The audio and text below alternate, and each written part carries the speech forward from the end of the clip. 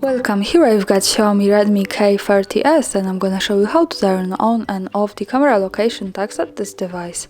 So let's start by tapping on the camera button to open it, and for now we are in the standard photo mode. From here let's go to the right corner to this button. By tapping on it we get access to more options about the camera we can manage. Now let's move to the left to this button with settings. When we pick it, we can open the advanced camera settings.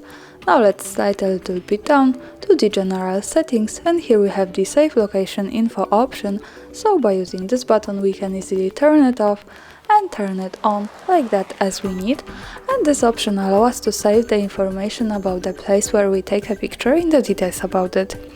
Also here the important information is that to make it work correctly we have to be connected with the internet, for example the Wi-Fi, and we have to turn on the location of this device.